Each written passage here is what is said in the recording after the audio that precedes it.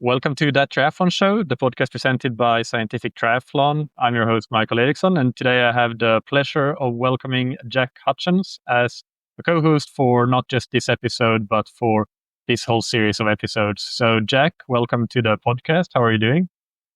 I'm great. Thanks a lot for having me. I'm excited to get into it. Yeah, it's going to be a good one. We'll get into a bit of chat about your recent trip to Australia, but first we have to thank our sponsors, Precision Fuel Hydration. And I know that you use their products, so I wanted to ask you, what's your favorite Precision Fuel Hydration product that you're using and why?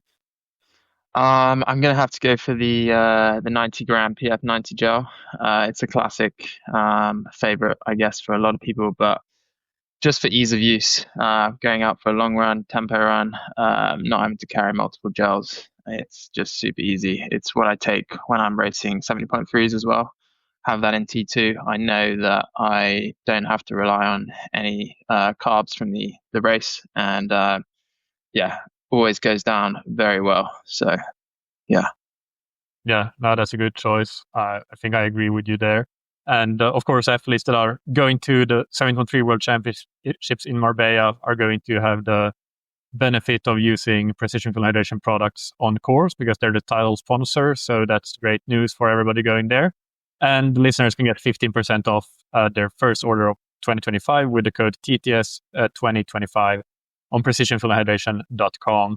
So, you recently came back from Wollongong. You were guiding in the Para Grand Final. So, can you tell us a bit more about the trip in general and how the guiding went for you, and for Oscar, who you were guiding?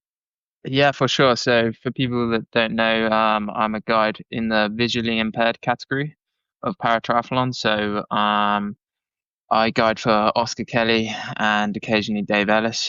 Dave Ellis won the gold at Paris at the Paralympics last year. Oscar's younger guy on his way up. And so my role there is we're tethered together on the swim and the run, and then we ride a tandem on the bike. And this was unlike in the Olympic side where they have the World Series and all the points accumulate and get added to the grand final. In the para side, it's just a one-day World Championship. So this was the big one. Everyone turned up. And yeah, we didn't have the day that we were hoping for. Unfortunately, a few things didn't go our way. It's just kind of racing. We actually got detached on the swim, so the tether that it attaches us together came off, which kind of messed our swim up a little bit, put us on the back foot, and we were fighting all day from there. But yeah, it was a strong result. We came sixth, and yeah, we're kind of hungry for more for next year. But no, it was a good day. Yeah, and of course, Dave did win. It was a tight race. I think one of the reasons was that the handicap has changed, right? So Dave, being partially blind, had a bigger gap to catch on the fully blind athlete. So it ended up being a pretty close race, right?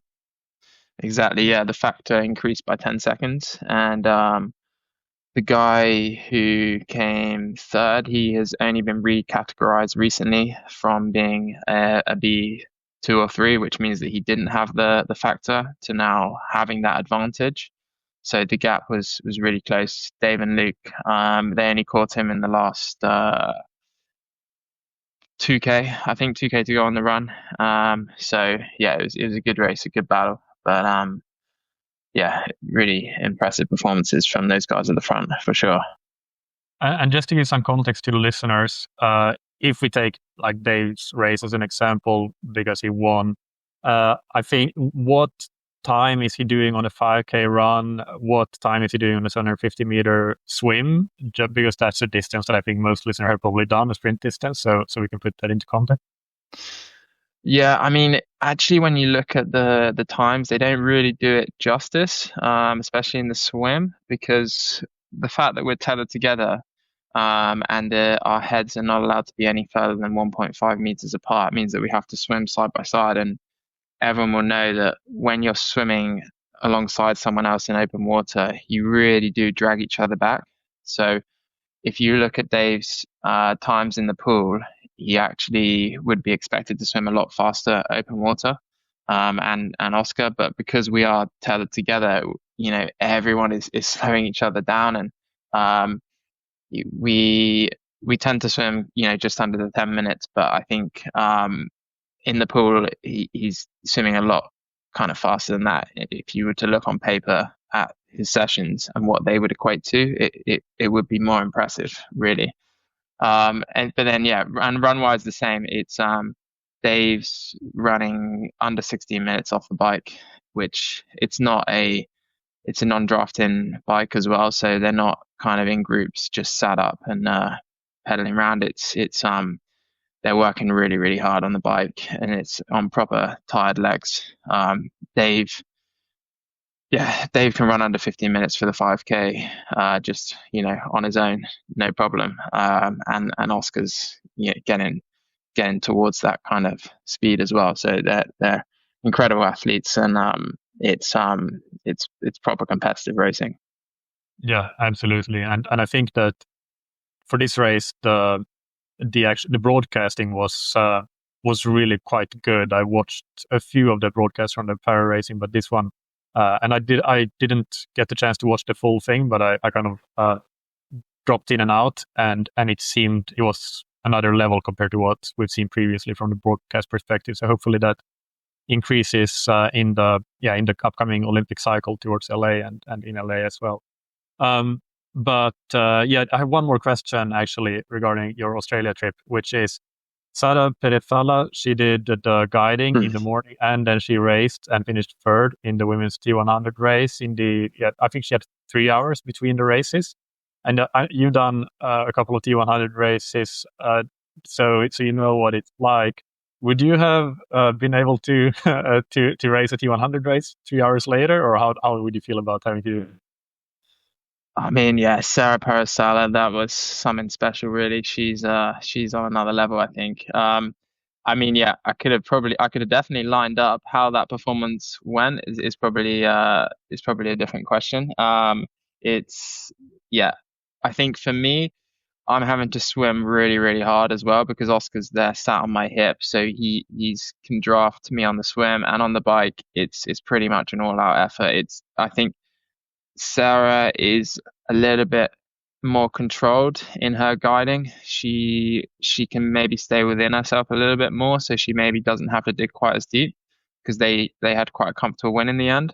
And I'm not saying that even if she did have to push a bit harder, I'm sure she still would have been right up there with the T100. But for me, it's an all-out effort on the bike, especially when I'm guiding. So I think that's going to really take away from another race that I'd have to do even a few hours later. But it's crazy. I don't think that got talked about enough, really, her performance on that day. It's just incredible, the fact that she was able to back it up and not just come top 10 or anything. She was second, right? And just it wasn't the strongest T100 field, but still, it's seriously impressive.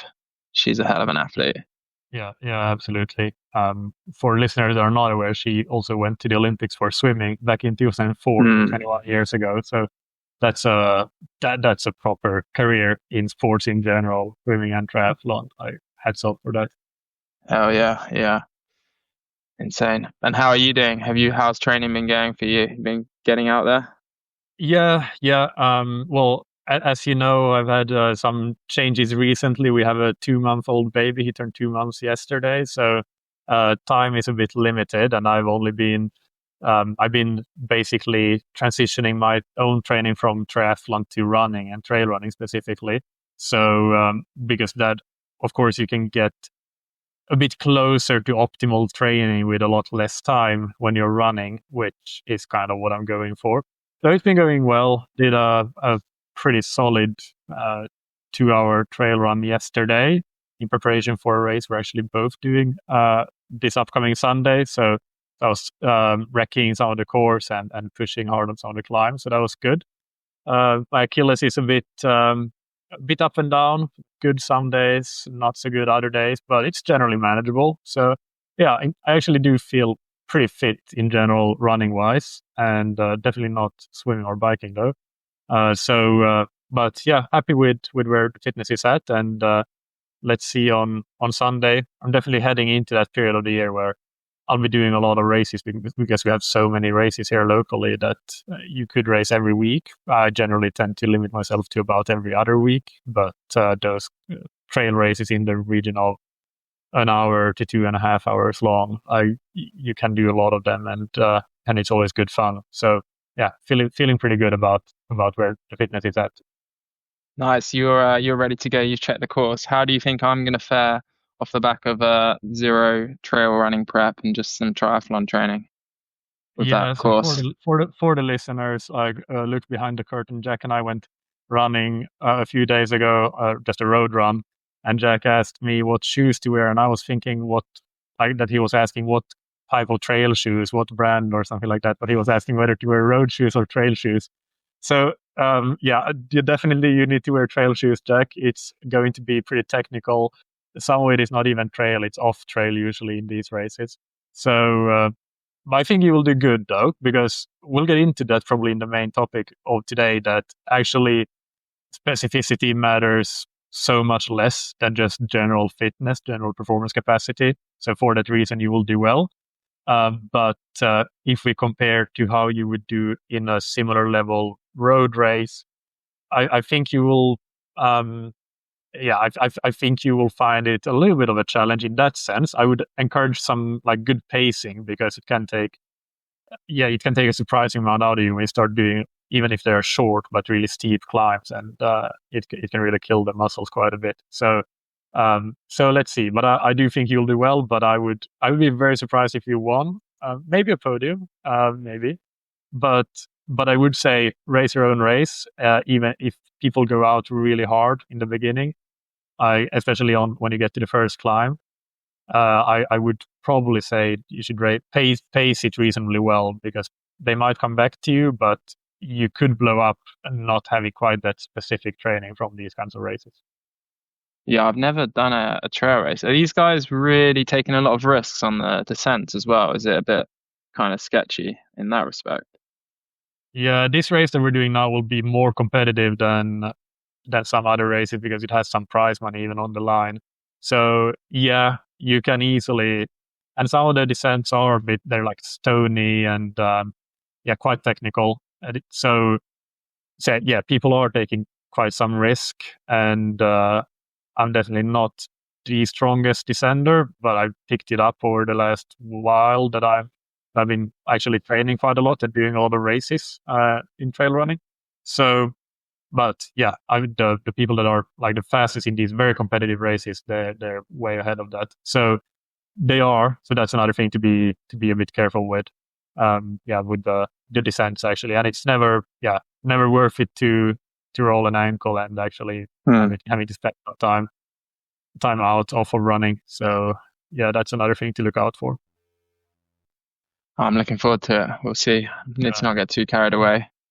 Yeah, we'll fill the listeners in next week on how it all went. But let's get into the main topic. So this is episode 1 of a new series where we'll discuss base training. And yeah, I guess today there are a couple of main things in our headline. It's what is the purpose of base training, how to periodize your base training, or where does it fit into your periodization, and also some individualization aspects. So, or maybe this is not the headline, but these are some of the anchor points that will anchor the discussion around. I guess we can start with what is base training, to have a definition of that. What do you think of it when you hear the word base training or the term base training? Yeah, I mean, I guess it would be the bulk of the year that's not including the competition specific block, or even the maybe pre-competition specific block or build phase, and obviously not including the recovery phase as well. But yeah, it's were referring to it as well as the general phase, and I think the key thing for me is that it does take up the majority of the year, and it's not just a a single focus of getting a few weeks of easy training and then hit into the race simulation stuff. You know what I mean? What about you? Yeah, I agree. I mean, I think general preparation, it sounds very academic and boring. So, and it's not really used as much. So we won't use that term, but I think it's a term that describes a bit better what it's actually about. So it's about basically all of the preparation that is not like really specific for the race. And so it does take up most of the year.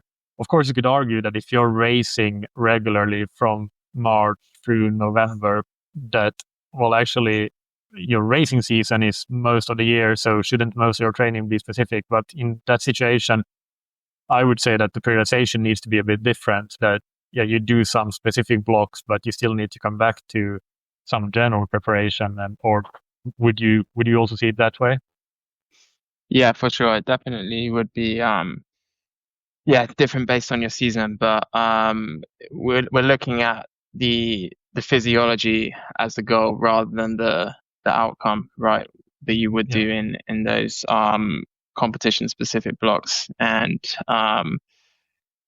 the race specificity or those competition blocks, they're almost a luxury that you can do if your physiology is correct and prepared well enough in order to handle that sort of work. So for me, it's looking at the base phase is preparing the body in order to do the final work that we need to do to condition you for the race. And so if you're racing multiple times in a year, then it's are you able to handle that sort of work over every single block, or um, do we have to revisit each kind of phase? Yeah, I'm sorry, I'm kind of not sure I'm getting at this. Yeah. I think I would say that, like you said, it's I would call it the icing on the cake with the Mm. specific preparation, right? So the general preparation is the cake itself, and the specific preparation is the icing on the cake. So there actually, if you take it to an extreme example, I think it was Tom Dumoulin recently that did a marathon. Did he do 2:30 or just sub 2:30? I can't remember the exact time, but it was right around All right. 2:30 marathon, which of course is a fast marathon. It's not near world class or anything, but this is a cyclist, and he's probably only done, I don't know if he did a 12-week block for that marathon, or if he did less, or if he did a bit more, but either way, his life has been spent cycling. So you could say that what he's done is he's had such a massive general preparation, just building his physiology, not even in terms of running, but just in terms of the general aerobic and cardiovascular and metabolic capacity that he has. That, let's call it 12 weeks that he did for the marathon, was enough to get to a 2:30 that most people could not even dream of, just because of the Mm. huge pace he has, not even from the same sport, but from a different sport. Crossover from one sport to another is a bit of an extreme example, of course, and it doesn't. I think that's a bit individual. Like, not everybody has that capacity to cross over as well as others do, but it gets to the point that the base training is about building your general capacity that is going to basically it's going to be responsible for 95% of your, let's say, your success in the races that you do, and 5% if maybe is the specific preparation that you're doing, in my opinion, or at least that's roughly where the magnitudes are. You could argue about the exact percentage points, but that's how I would see it. Yeah, no, I agree. And what would you say are the kind of the core goals of the base phase if you're looking at it from that side? Yeah, so like you said, I think the physiology is a key factor, where you want to work on your physiology independently of what your race is. So we know, I mean, in triathlon and endurance sports in general, there are a few key physiological markers that are really important. It's your VO2 max, your fractional utilization or your threshold, it's your economy, and it's your durability. And some of them, you could say that the durability is maybe for longer races like an Ironman, at least, is very important. It's not so important for a sprint distance. Slightly less important for an Olympic distance, but still matters there. And so to some extent, if we're talking about preparing for an Ironman, that is actually maybe something that is partially built quite a lot during that specific phase or preparation, which is also why I think for longer races, you generally need longer specific blocks. The same would go for a marathon compared to a 5K.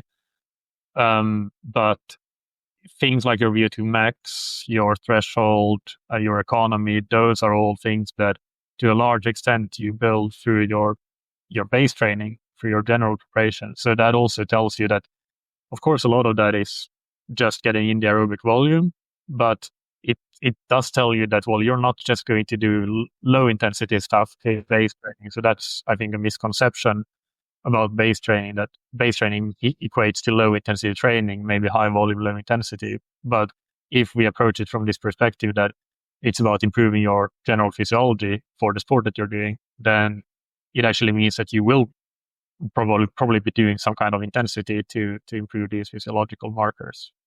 I would also say that it's not just physiology though. Like technique, I think is really important to work on in your base training, because that's also a general capacity, and you might have less opportunity to work on that in the specific phase.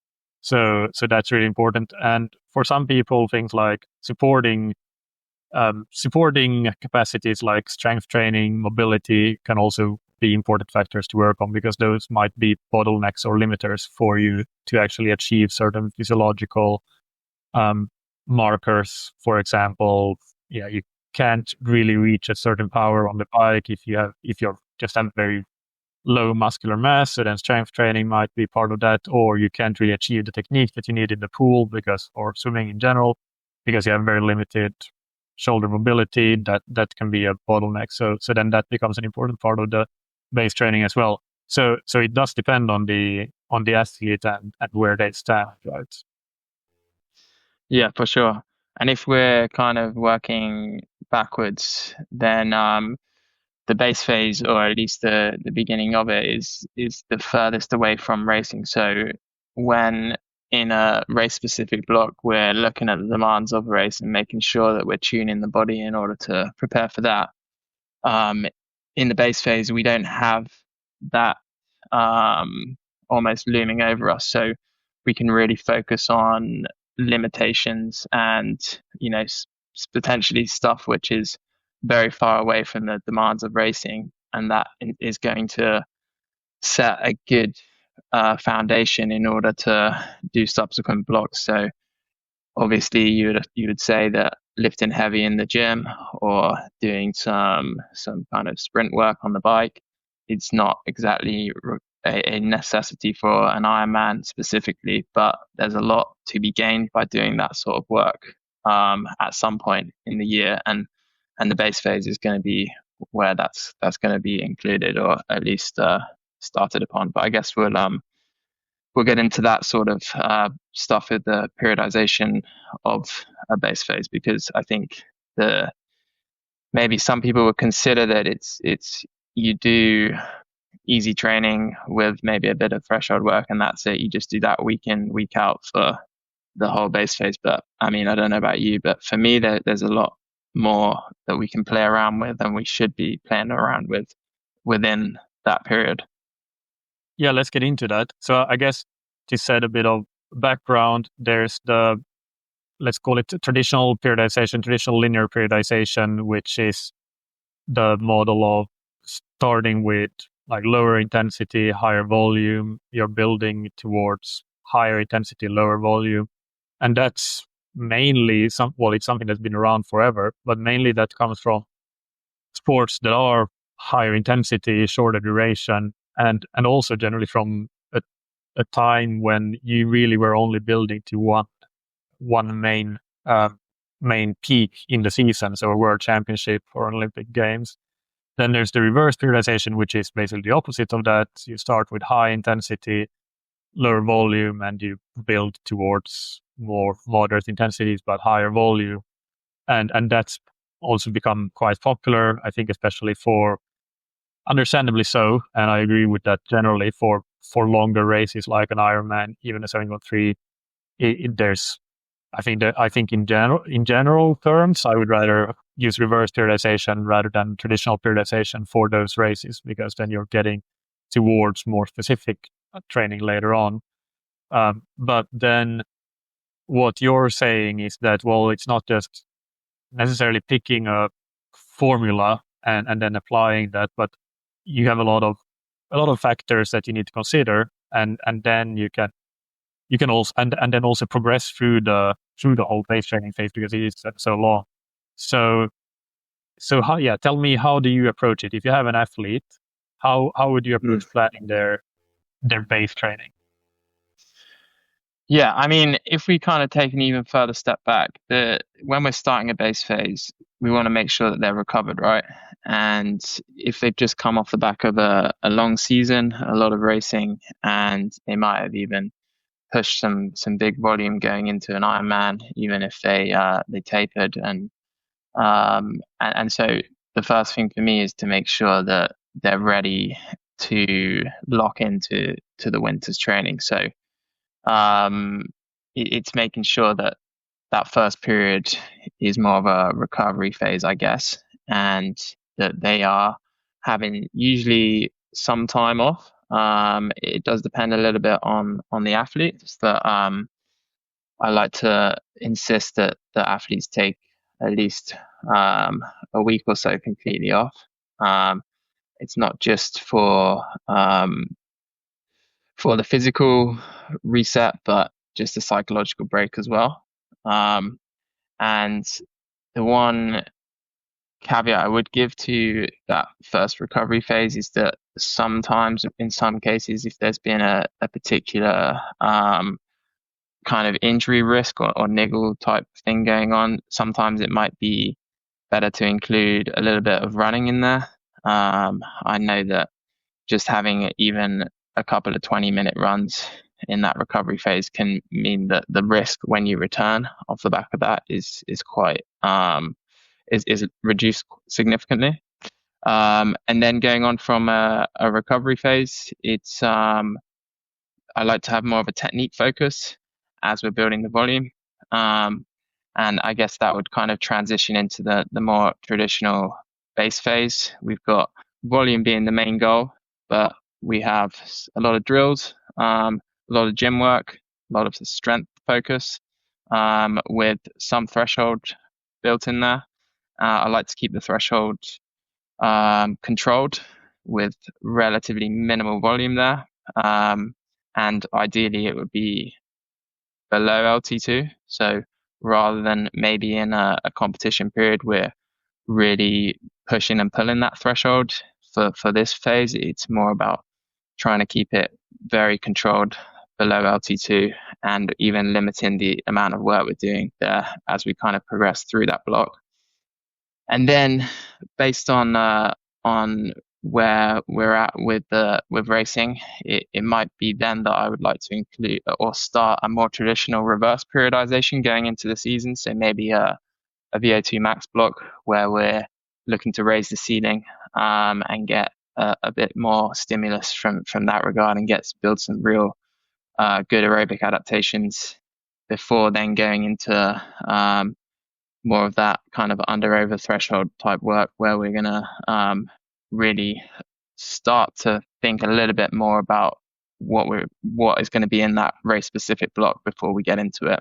So that's kind of how I would periodize the winter, and that, I guess, maybe not all of that is traditionally called the base period, but in the context of what we're talking about today, that is all outside of that competition specific block there. In terms of durations of each of those, it would vary quite a lot. But I think a key thing to remember is that the building kind of aerobic capacity takes the longest compared to more intensity. So we really need to make sure that we're not rushing things and we're really taking our time. And that's why it's important to not get too carried away with intensity, because that consistency can be really disrupted when we start trying to push intensity on any given day. Yeah, I mean, do you follow a similar approach, or do you? Yeah, pretty similar. I think what the start is exactly the same with Hmm, insisting on a bit of a break, at least 1 week, depending on the athlete, and often 2 weeks, in some cases 3 weeks. But hmm, I would say 1.5 to 2 weeks is my average that I insist on, and then getting back into training, gradually building volume over a few weeks, with also a heavy focus on technique and biomechanics in general. So that often includes things like strides and hill sprints on the run, and even some sprints on the bike and in the pool. So yeah, a lot of that kind of like but we're not talking 25-meter sprints even if we're talking swimming. hmm, It's stroke sprinting, that sort of thing, and 8 to 10 second hill sprints on the run, 8 to 10 seconds sprints on the bike, with long rests, full recoveries, and yeah, then like you said, I think the aerobic stuff is key. So making sure that this is where it starts to diverge depending on who the athlete is and what their goals are, both in terms of the event and the performance. But if they have pretty ambitious goals, then yeah, then this is really like you're already starting to think about building up good volume to make those aerobic adaptations. Also, we have to keep in mind that the higher the level of the athlete, the bigger the stimulus it takes to create a positive adaptation.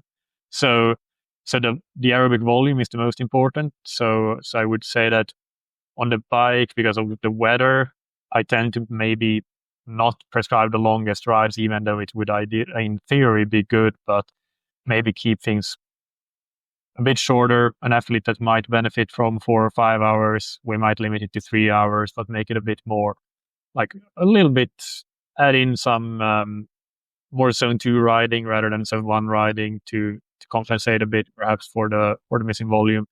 And some athletes are perfectly happy doing like longer rides on the trainer, but I think the volume is key. And on the run, it's definitely, even in winter, usually possible to get in some good volume. So I like to do that, but yeah, start with low intensity, especially on those long runs, and build that up.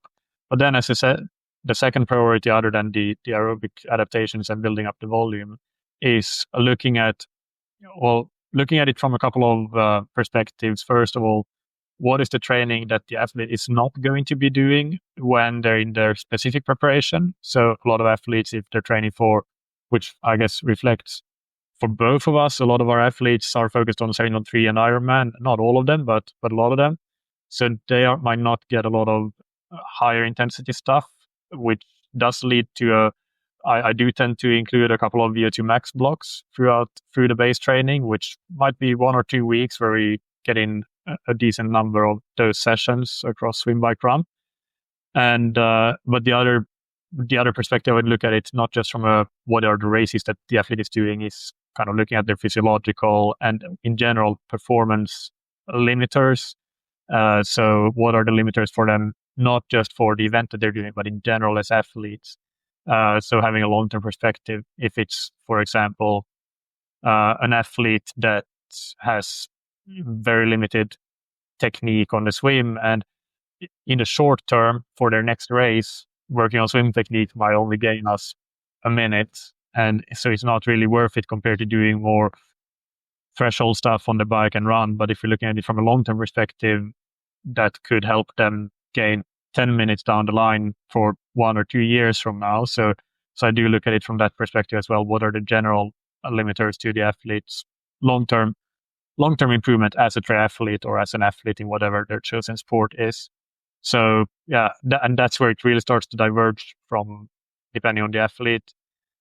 I do think, yeah, definitely have a propensity to add in a couple of VO2 max blocks, like I said, throughout the training. And also, I do like adding some strength endurance stuff, especially kind of the shorter things like 8 times 4 minutes, high torque work on the bike with 2 to 3 minutes rests, 50 RPMs at a power that is doable, but it's kind of there's a little bit left in the tank, but not too much in terms of the athletes. And they're not on the limit in terms of heart rate or breathing or anything. It's just like muscularly. So I like that as well for a lot of athletes, depending on the profile. But a lot of athletes do get quite a bit of strength endurance work. Also running wise, this is a bit more Lydiard influence, but a lot of like hilly running and that swimming maybe a little bit less so. I do include paddles, but I'm less fussed about that really, to be honest, if that's something that we're missing. But on the bike and the run, some strength endurance work I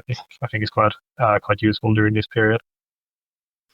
Yeah, I like what you said about the looking at limitations, right? So it's quite often that you might have to take a step backwards in order to take two steps forwards through this kind of period. And you talked about technique in the pool. For me, it's a good time to really have a good look at your stroke and maybe even make some quite dramatic changes that are not going to materialize into an increase in swimming speed for a while. For example, I've had athletes who are very heavy kickers in the pool, so they have a very strong 6-beat kick, and it does them okay. But in terms of racing an Ironman, it's relatively inefficient, and it might be the case that changing that mid-season is going to be too much of an impact, and we're not going to get a good return, and it's going to mess things around too much. Whereas this might be the time to just experiment with, maybe we try a 4-beat kick and see how they respond, because we have that time in order to adapt, and if things don't work, then maybe we can reassess that sort of side of things as well. I think one thing as well, and I wanted to ask on it, is how do you manage plateauing in the base phase, when sometimes, I know you said you had the VO2 max box in there, but if you are focusing on generally building that aerobic capacity, what do you do in order to manage plateauing throughout that phase, and how do you make sure that they're not kind of getting too much of the same, or is that a bad thing necessarily to have relatively I think a lot of plateauing comes from short-term improvements too quickly. So it might be just like the balance of intensity and volume is a bit wrong. Like, you can improve a lot in at least in certain parameters or certain tests, by doing like decent intensity, decent intense workouts.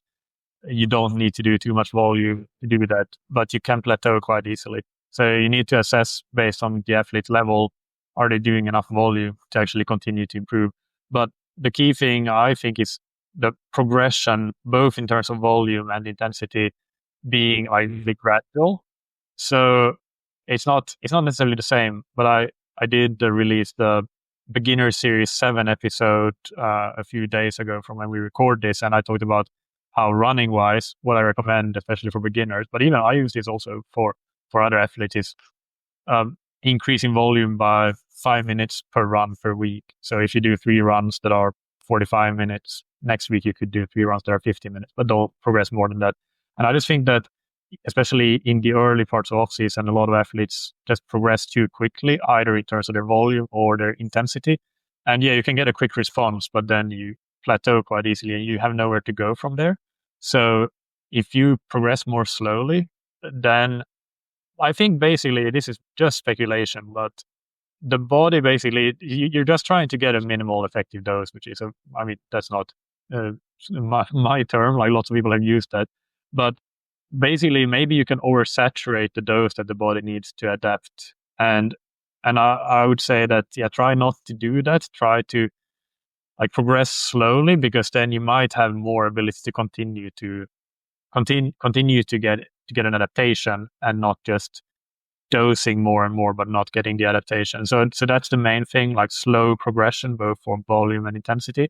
And then the other thing is that if you do that and you don't see, if you plateau quite often it's the volume. Like quite often you just need more aerobic volume, and that might be. It doesn't necessarily mean that every week, like you might be limited on time and you don't have more time, but it might just mean that, well, can you take a 3-day weekend every month where you really say that, okay, I take Friday off work, I do a 3-day weekend where I do like big volume and I get the family's permission to do that. There are, of course, training camps can be quite useful. It's one training camp in itself is not going to be enough, but that's actually for some people, depending on where you are, it can be a really useful, like that hyper stimulus can be, even though I just said about progressing slowly, but if you don't have the opportunity to increase your overall volume, then you have to start to look for those solutions. But volume, I think, is more often what's missing rather than you're not doing the wrong intensity or not knowing what the right workouts to do are. That can be the case, but it's less often the case. Or that's how I see it. How do you see that? Yeah, no, I mean, I agree. I guess you touched on it with people that are short of time, but it's like if you've already reached that maximum training duration over the course of a week, then how do you continue to progress when the volume is already there, right? I think in terms of plateauing, slight shifts in sort of workout type or periodically every kind of 6 to 8 weeks. So maybe you go from having a bit more of a pure LT2 or threshold type block to maybe you're having a little bit more volume at that kind of upper zone 2, zone 3 for the next block. But I like that. yeah, so you're kind of sort of floating around with that sort of thing. I mean, you also touched on the sprint side, which is how you would start that technical um, phase or the technical end of the base phase. Um, do you include those throughout the base, or do you just do a 3 or 4 week kind of period where you're doing some sprint work, and then do you get rid of it altogether, or do you just keep it as a almost maintenance type thing? I try to keep it as a maintenance thing. I try to keep strides in basically weekly strides or hill sprints on the run. So and on the swim, basically every warm up for a hard session has some kind of, even if it's not that pure sprinting, but at least like really fast, something that basically, even if it's not prescribed as pure sprinting, that's kind of what the athlete is going to do. If like a very typical like bridge set would be 50s, where you do them as 25 fast, 25 easy. And from what I've seen, most athletes will execute that as 25 pretty much sprinting or almost sprinting. So so it gives you the warm up effect that you want, but it also gives that biomechanical effect, that maintenance effect at least of the early season sprint work that we did. So yeah, it's sometimes hard, I'll admit, to even remember to include that maintenance. I think in an ideal world, yes, you would include some maintenance of that, because it's not something that takes a lot to do or to recover from. I do think biomechanically it helps you perform better in it can help maintain that like biomechanical soundness that will help you also have more of a seat to adapt towards. I think the only thing I would be careful with is, like, sometimes you do see athletes that are really, really like glycolytically strong. So coming from team sports, for example, or something like that, can sometimes have that profile. Like if you can reach a maximum lactate concentration of 15 to 20 millimoles, then that's the level where if you prescribe those sessions a bit incorrectly, or the execution isn't great, there's not enough rest, or there's a bit too much total work, it can actually start to have a fatigue cost on the athlete. So there I would be more careful. And if the listener recognizes themselves in that profile, that's where you need to be a bit more careful. It doesn't mean that you can't do it, but you really need to be extra careful with keeping it really short, keeping the recoveries really long, and also maybe how you plan it into the week is something to consider. And what you have done before, what you're doing after, and that sort of thing. But honestly, for most triathletes that I coach, that's really not an issue because they don't have that explosive profile. Yeah, we're not trying to make people into sprinters, right? No.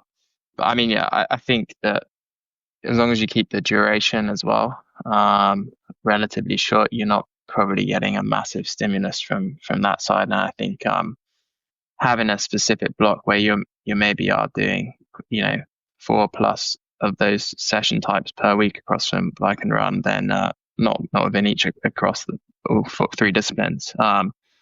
In that early phase, it's for me, it sets you up really nicely for the work to come, and I'm not usually too worried about having those pure sets in that in the week after that initial period, and having the kind of warm up build sets in there is definitely super important. But it's not exactly the same objectives and session type that we're maybe doing towards that beginning phase. I think the caveat to that is as we go more elite, right, it needs to be included for a little bit longer and a little bit more frequently, especially in the swim. So yeah.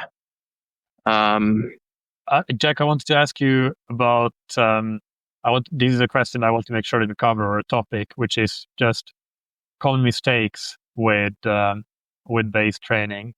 So I have a long list of them. Do you want to start us off with a couple, if you have some on your mind, and then I can take a couple and we can kind of alternate through that? Yeah, sure. I think one big one is going too far away from what you enjoy doing, right?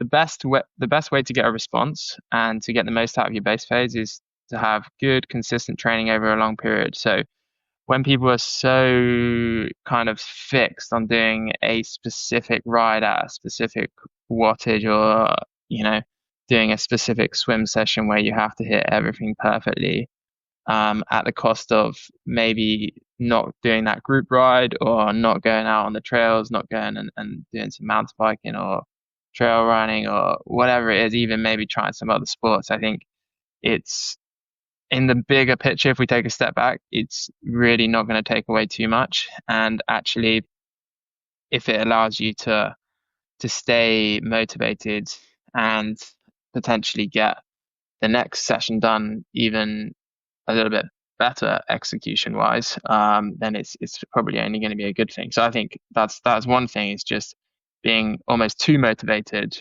because they've just had a break and they're really keen to hit everything 100%, and it doesn't work in the long run as well as it maybe could have. I agree with you, but it's funny because I have had one of the mistakes I've written down is doing the training you like rather than the training you need. I do agree with what you said, and there are specific examples of where I think that. So, for example, for your aerobic work, yes, like go on a group ride, go do mountain biking. You should do the training. You shouldn't be fixated on a wattage or a pace or something. But what I mean when I say that doing the training that you like rather than you need. Well, one example actually is running wise. Some people it's related to what you said, getting fixated on pace, wanting to like run at a certain pace, and then for that reason choosing to not go and do those hilly Lydiard type runs that you really want to do in the base phase. So that's an example of doing the training you like rather than the training you need. Or it might be in terms of the just wanting to do a lot of like really high intensity, which we've talked about, like some intense sessions are part of base training. But if the training you like to do is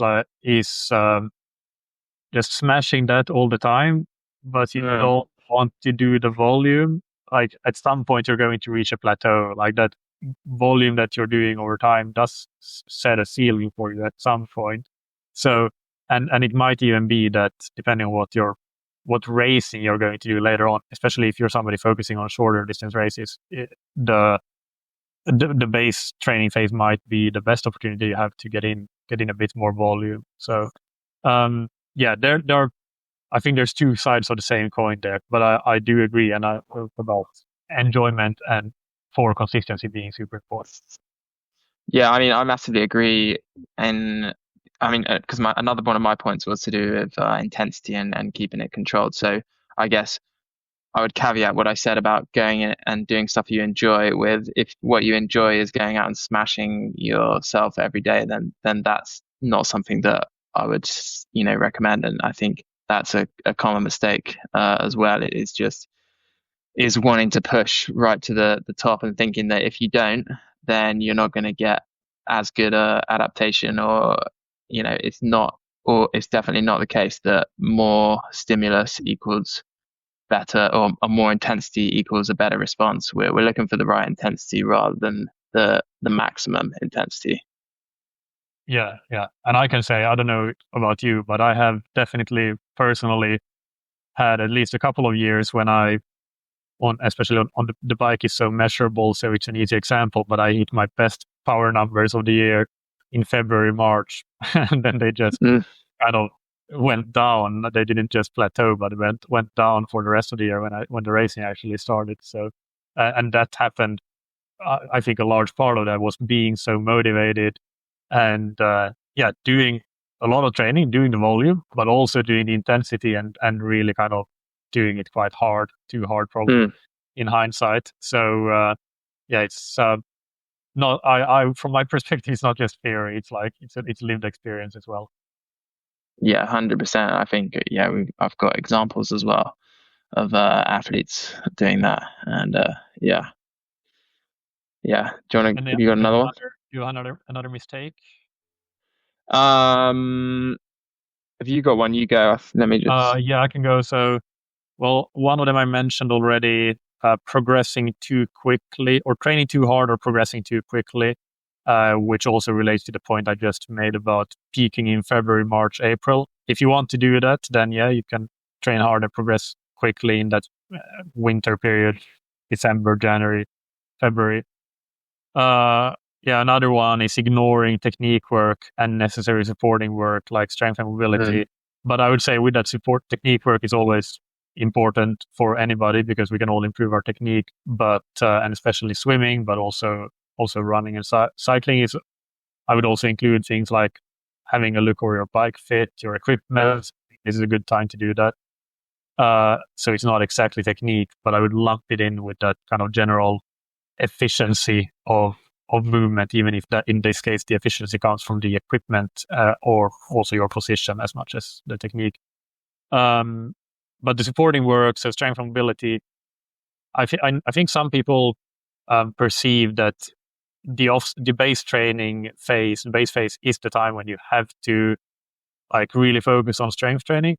I don't think that's necessarily the case for everybody. I think it depends a little bit. Like I know that, for example, do you do a lot of strength training personally in the base training phase? I think you don't. So, no. I think yeah, go on. I think it depends. It's a very individual thing. I mean, as you know, I've got a decent foundation in the gym from my teenage years, and I also put on muscle relatively quickly, so I'm a bit cautious. But I think I probably should do more. Is the answer? I mean, if you look at the evidence, it's always like it's clear, right? But I think in practice, it doesn't quite align. That's the thing, though. Like, which evidence are we looking at? Are we looking at the scientific literature, or are we looking at what the best in the world are doing in the case of? Yes, so the literature is what I was referring to, but exactly. But you can also say that what the best in the world are doing is some kind of evidence in itself. Of course, and arguably more important evidence, right? Yeah. Because they're always. My point there is that for a lot of athletes, this is going to be important. I definitely think that age here plays a factor. I don't have a clear line. Is it 40? Is it 45? Is it 50? Definitely at 50. Like that's the point where everybody I think should do the strength training. But it might, I think you start to benefit way earlier disproportionately compared to when you're 30 or 25 or 20. So a lot of people want to do that for their health and longevity, which I think is great. And at a certain age, that becomes something that I would strongly recommend as well. But if you have an athlete that is 30, they put on muscle pretty easily, they are generally robust and strong, then I don't think everybody has to do strength training in the base phase. That's maybe the point. So you don't have to do that. It's something that applies to everybody. But for some people, it's also more of a limitation. Thinking about even for younger female athletes, sometimes strength is a limitation for bike power. So they might be more prime candidates for spending more time in the gym compared to their male counterparts, in my experience at least. So yeah, that's but technique work definitely for everybody. Supporting work for a lot of people is relevant. So yeah, don't ignore those things, but also don't assume that that supporting work is something that everybody absolutely has to do. Yeah, no, I agree with all that. I mean, I'd also say that it's kind of included in this, but plyometric work on the run. This is a good time to add some of that in as well. It definitely sets a nice foundation for running economy and the more specific run sessions that you'll be doing later in the year. The other thing as well I've got here is don't be afraid to use run walk training. So not just from an injury prevention perspective, but just it allows a lot of people to get in a little bit more volume. People are just often obsessed with getting out there and maintaining a decent average pace for every run, or they almost perceive doing run walk training as something that is below them. But I think there's examples of early professional athletes who use it, and it's, for most people, it has a place. And especially when maybe there's fatigue or the run volume for the past couple of months hasn't been that high. If you've just been building up, then it's a nice tool to use there. Yeah. I have one more mistake that I think is quite common, which is if you do a lot of different types of racing, like low key racing in the base phase, so things like cross country racing or even Swift racing, virtual racing, or racing on Ruby and other platforms, Training Peaks Virtual. If you do a lot of that sort of racing, I think that I'm really happy for my athletes to do that. And usually it's running tends to be the more popular. So either road running, 5Ks, 10Ks, or cross country, especially in the UK, is pretty big and popular. So I'm happy to include that, and for athletes to do that, I think it's great. I think the mistake that some people fall into is building towards those races and really focus and basically making the training specific for those races instead of just letting that be a part of the bigger picture of the base training. Is that something you see? Yeah. Yeah, it's almost like a mindset thing, right? You have some athletes who are so focused on the A goal in the summer that they almost don't want to do anything else to distract them. But yeah, I think, yeah, I guess for me it's I get a mixture, right? Some people don't have a problem with that, and it's just they're happy to add a as a train through race, I like to call it. So you just fit it in whilst minimizing the impact on the week of training in terms of volume. Obviously, you need to account for the fact that a race, even if it's a C race, it's still a maximal effort, and so the stimulus and the recovery required is even more than a normal session within that week. So there does need to be an element of adaptation and consideration within the microcycle. But I think, you don't need to be changing what you're doing going into that race, and people would, quite often maybe be victim, or they would kind of suffer. The rest of the month or the block might suffer if they're doing more than a couple of those types of races, and because every time you do, you're having to maybe, if they are deciding to do a bit of a taper, then it's limiting the amount of load that you can get in over that phase, which is this is where the big gains are going to be made for the year. And it's almost thinking of what you can do in that specific phase. The specific phase, as we talked about at the beginning, is minimal. So that needs to be thought about for sure. Yeah, I think you almost have to approach it in a way that any races that you do in this context, you don't taper for them. Basically, you just train through them, and there are some cases where you have to just slightly adapt the following day, like one day. So it's one day that is easy. But that's fine. And anything more than that, you need to kind of approach it. If an athlete wants to do a half marathon, for example, where you already have to account for a bit more recovery, maybe even that becomes a bigger deal, so they want to taper a bit, then you have to really weigh the pros and cons. Well, what is the goal here? Is this actually something that you take a bit more seriously and you want to train for? But then what does that mean for the big goals that you have later in the summer if it limits our training? So that's not to say that you don't do it, but you have to weigh the pros and cons. But in general, I think with the kind of low key racing, you just want to be able to put it on that given day on the calendar, and the rest of the calendar doesn't change at all. It just becomes one of your, like, an intense day of training in that particular discipline and nothing else. So, but yeah, so if you do it in that way, then that's great. But if you start to train, the other thing, it's not just the tapering and the recovery. It's also, let's say you're doing a 5K. If you then start to do a 4K block of 5K specific training, that's maybe not what you would have done otherwise. You have to think of it that way. Would I have done this otherwise if I didn't have the race on the calendar? And if you wouldn't, then yeah, maybe do what you would have done anyway. Just do the 5K on the train that you would have done in a normal, if you didn't have it on the calendar. That's probably my main point there. Yeah, no, I agree.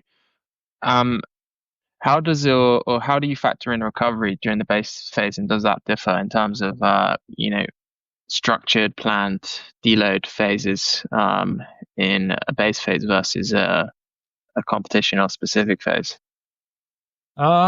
It's not too different between those two phases, I would say. Some athletes that have the time and availability to train more, I do like to do something like 3 weeks on, 1 week off. So that would probably be my default answer, because then that keeps things a bit safer. I guess it's a bit more conservative. There are definitely some athletes where you kind of just keep the weeks more constant and don't need to do that. But that's more if I know them well and know that they can handle it.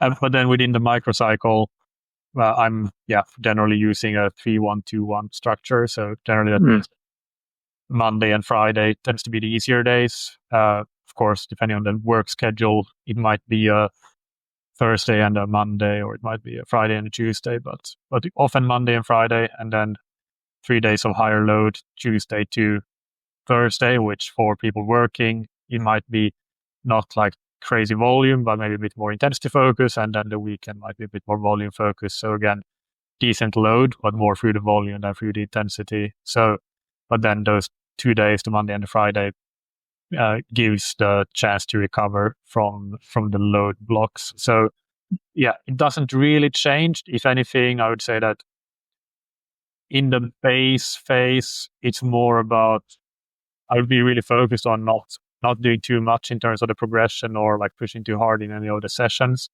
In the specific phase, that's where you start to train to the race demands a bit, like what is the power you want to push on the bike. So sometimes that ends up ending up being a harder workout than you predicted, because it's maybe a bit more based on the actual like output rather than the input in terms of effort and heart rate.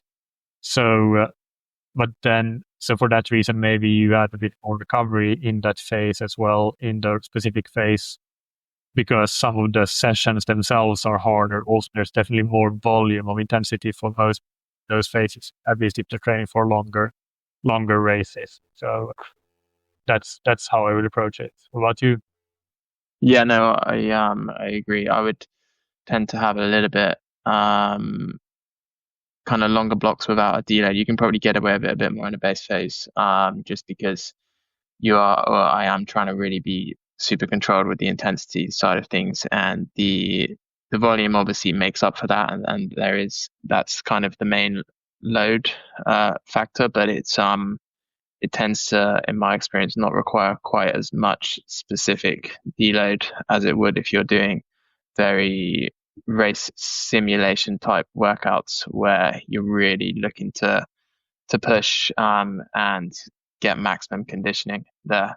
But I mean, it varies on person to person. Obviously, maybe more mature athlete and more masters type athlete would require a little bit more recovery. So it's trying to factor that in, and I quite often would base it a little bit more on feedback from the athletes, see how they're doing, and rather than planning it in kind of and sticking to it, it might be a case of we just see how you go week on week, and I would like to see some deload around this time, but whether it's 3, 4, 5 weeks that we go without having that maybe more specific deload, it's going to depend. The other thing I wanted to add is the point before about adding in some winter races. A nice compromise could be that you add a race in off the back of a deload week anyway, so it's not a specific taper for that race. But if an athlete wanted to target something in the winter and be a little bit more fresh for it, then you could look at timing it around a deload week or some deload going in, which might have been planned anyway in order to maximize what we're going to get from the base phase.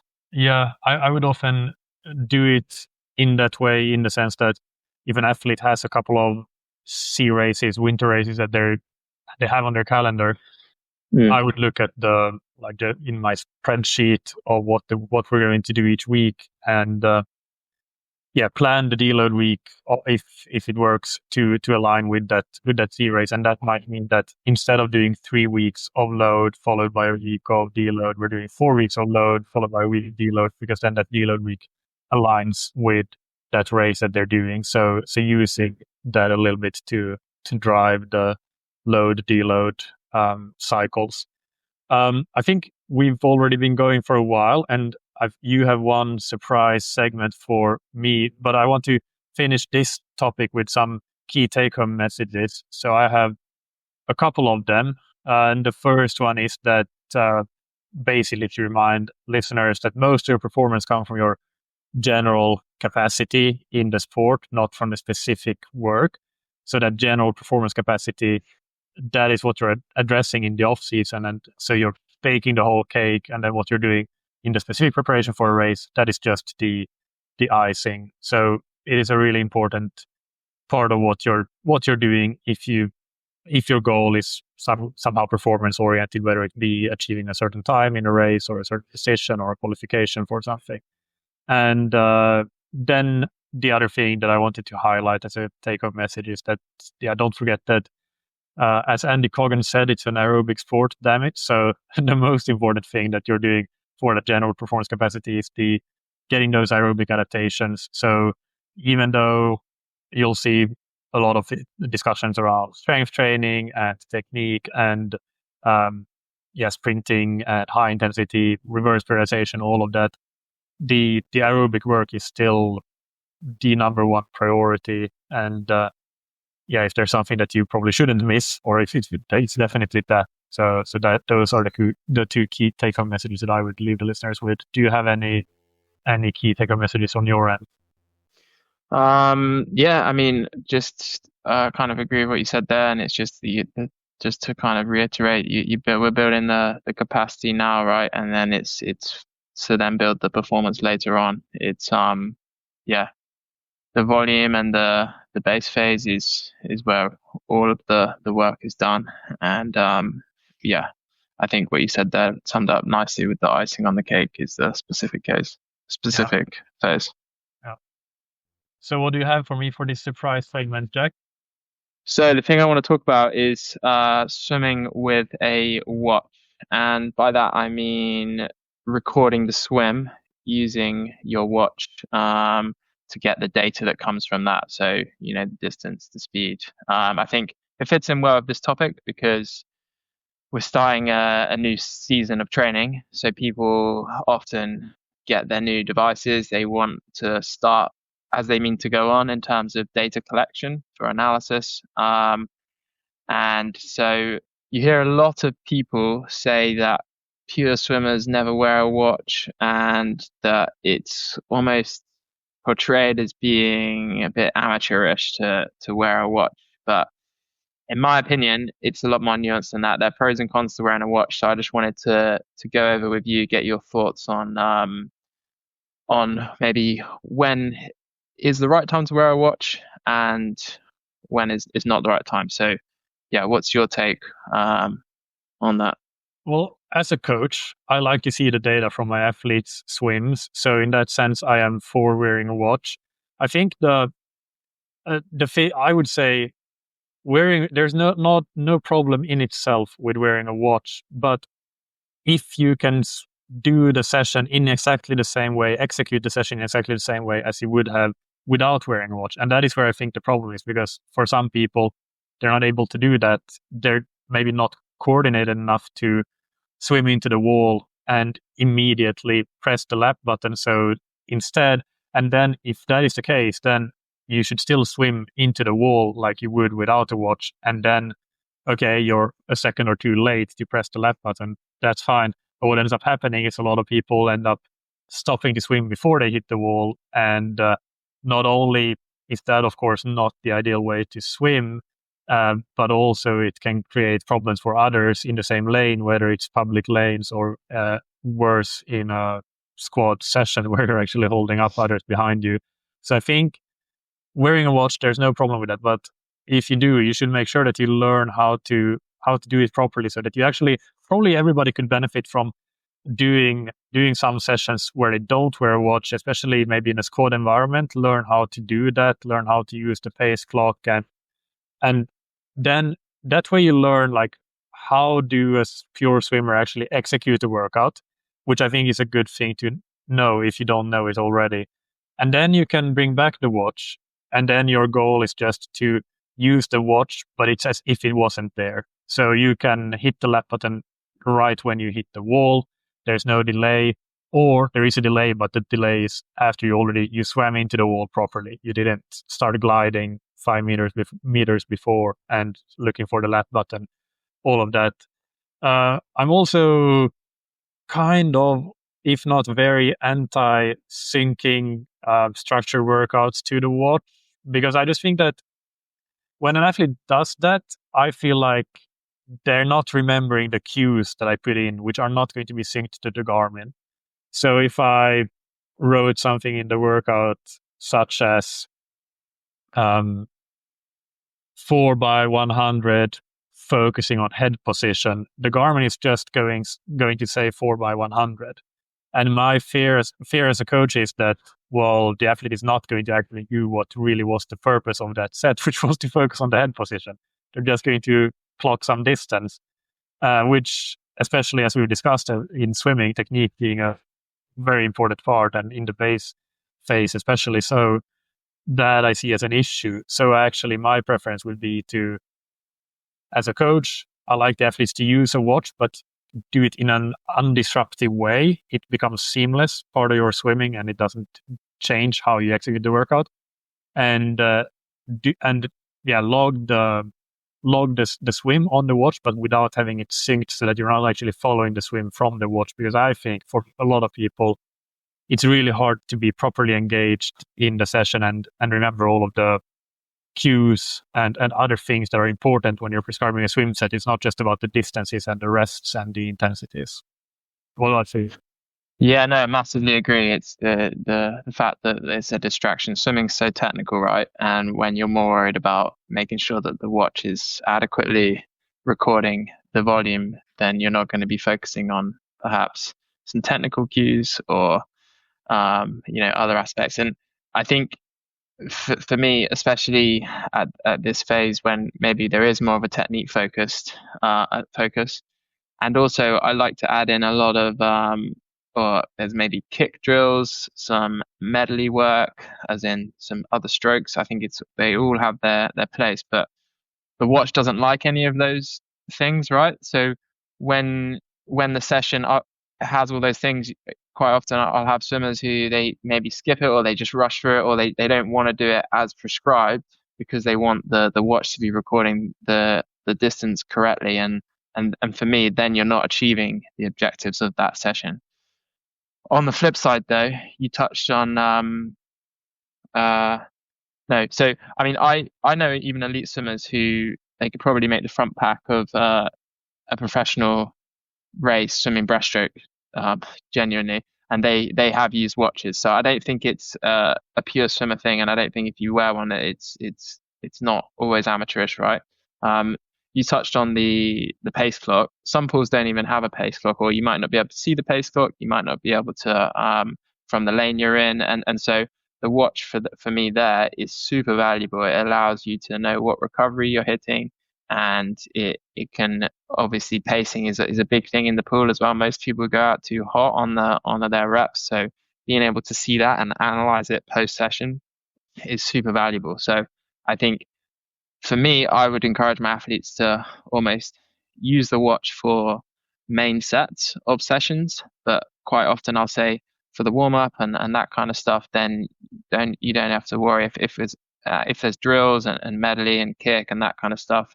Just forget about it and just use the watch for the main set, so we can still have that the times that you're hitting and the recoveries, and we can still analyze that almost more kind of physiological side of the session, and then we can still have the focus for the technical stuff being away from the watch. So that's how I manage it. Yeah, but yeah, I really like that. That's a good suggestion. And I think the point about analyzing the pacing, yeah, that's why I like as a coach to see the data from my athletes, and especially from the main set, because I don't look in detail at the warm up, because the warm up has a completely different purpose, but it's the main set I'm looking at. So that's what completely makes sense to to be okay with just record the main set, and the rest of it is a completely different thing. But probably a lot of swimmers could also benefit from using a watch for exactly, because they could see that, oh, actually, I'm going way too hard in the first 25 of my 100. So yeah, that makes sense. What's your opinion on form goggles? I've only tried them once personally, and it was pretty cool. I mean, when I say once, it was only for 100 meters or so, so I didn't really get a proper feel for how they work in terms of recording reps consistently over a session. But I think again, I would probably look to use them in a similar way that I would the watch, but they're even less of a distraction while you're swimming the main set. But again, for maybe the warm up and stuff, I don't really see them being that useful. But yeah, that's just another level of accuracy, I guess, and being able to really dial in terms of pacing within each rep, rather than having to wait till the end. If you're prescribing 400, 300 reps in the pool, then they're not going to perhaps know how their pacing is within each rep, unless they're looking at a pace clock, which I would encourage people to do. But for the foam goggles, it's next level. The fact that you can really see as you hit that wall what your splits are, and I think that's there's a massive benefit to that sort of thing. Yeah. What about you? Yeah, they have a lot of advantages. They have some disadvantages. I think the main advantage is that they don't I think they have a new version out that I haven't tried. The previous version didn't fit so well for all phase types. So athletes have a lot of leakage problem with them, and then it becomes almost, it's just getting too distracted to swim when you have water leaking into through your goggles constantly. But if you don't have those problems, then it's really great for the pacing. it's also, I think it gets around, you completely avoid that problem of perhaps not being great at swimming into the wall and hitting your lap button, because you don't have to do that. That being said, they're not always perfect with knowing that you hit the wall. That, I think it depends a bit. I found when I used them that you really had to kind of lift the head out of the water quite high, and then it seemed to understand, but sometimes it would still run over a couple of seconds. So you don't always get perfect data. But I think for the within session pacing, that's really brilliant. And I also found that quite motivating to, that, okay, you're doing 300s.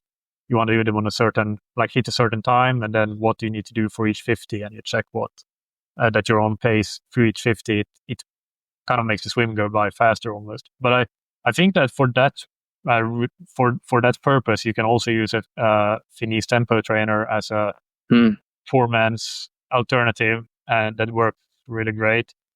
The problem with that sometimes is that if you want to change it, if you have a set of descending something 300s or 200s, and you don't want it's difficult. change the timing all the time. So it works for specific sets, and the form goggles are a bit more versatile with that. So, but I think the form goggles can sometimes, it can get around certain problems that the watch has. I think it even is, you get a bit more context with the workout description there. I think sometimes it pushes through some of the comments. Like, you might even say, I'm not 100% sure, but in my example there of focus on head position, you might see that on your display, but don't quote me on that, because it's been a while since I've used them.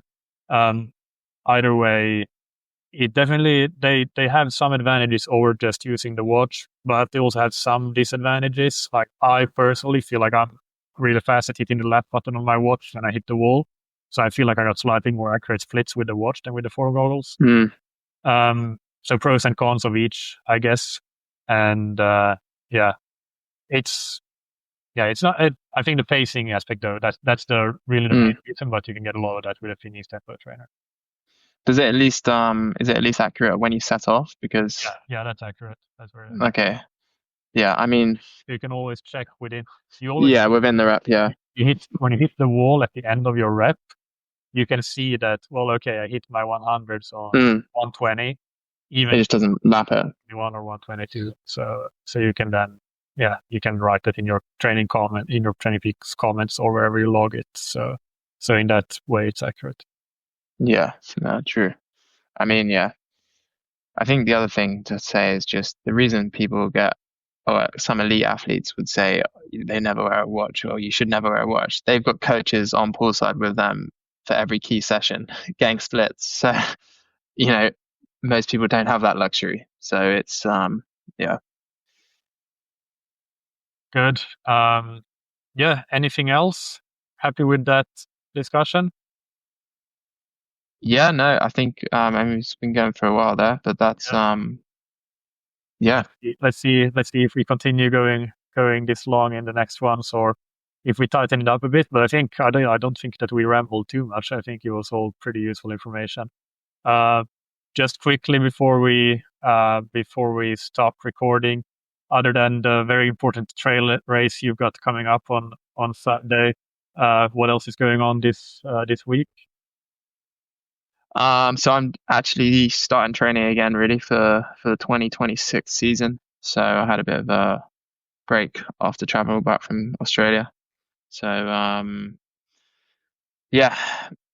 building back up, which is nice to get the body moving again. I had a swim this morning, which felt pretty awful, as you'd expect after not being in the water for a week. So hopefully I'll come around. But what about you? Really nothing to report other than the race. Just work, trying to squeeze in a bit of training every day, and then spending some time with the baby, and that's pretty much it. There's not much time for much else at this point. But that's all good. Actually, so a lot of athletes are now in that same phase of restarting training, either just finishing their last races of the season. I had some this past weekend, so there'll be a lot of season reviews with athletes this coming week and this coming month. So that's always quite. I enjoy that part of the coaching job. That it's quite a good time to reflect on, and actually usually I learn quite a lot through that. So that's going to be good. Yeah, no, for sure. No, I agree. All right. Well, thank you, Jack. See you in a week or so, I think. And in the meantime, happy training. And you, thanks for having me.